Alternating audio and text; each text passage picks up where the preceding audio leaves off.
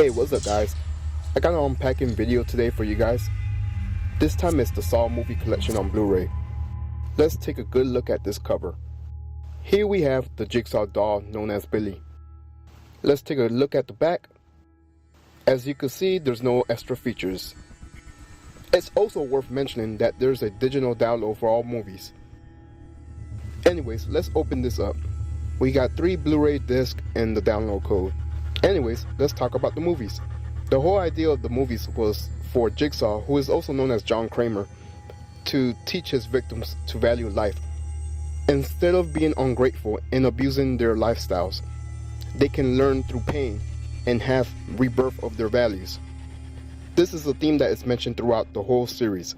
I'm going to try to make a brief summary for each film. Saw. Okay, so the first film was hands down my favorite film of the whole franchise.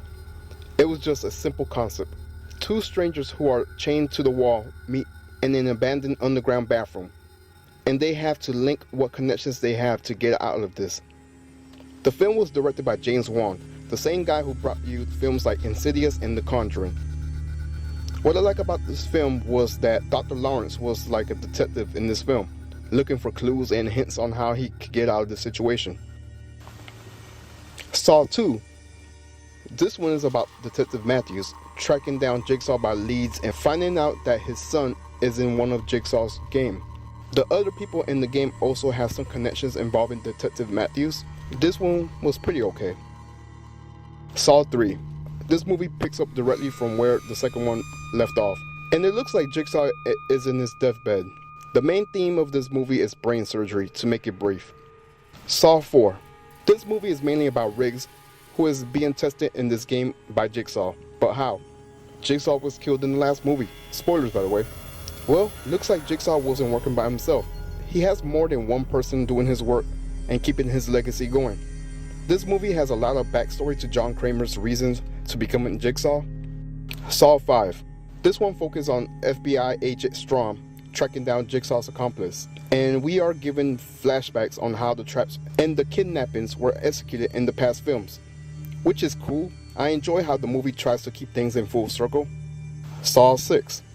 Saw 6 was just pure torture porn. The movie is mainly about Jigsaw accomplices completing his hit list. Jigsaw clearly wanted this banker to understand the real meaning of policy of who lives and dies, and his choice can affect his family, friends, and co-workers. This movie was also the start of the battle of the accomplices of Jigsaw. Saw 7. This movie was made in 3D. I remember seeing it in theaters.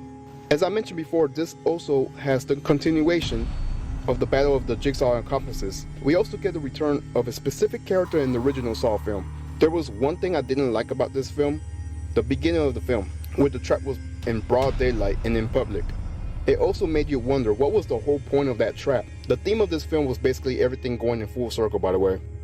Overall, the franchise isn't as bad as something like Paranormal Activity, but honestly, you can see that the tone of the movies completely changed over the years. The best example I could give you is from the first film, and where something simple such as 2 guys trying to figure out clues like a piece of a puzzle to the later films which became infamous for being torture porn. Personally, I think the franchise could have just ended with the first film, but I still appreciate the backstories and motives we get in the later titles.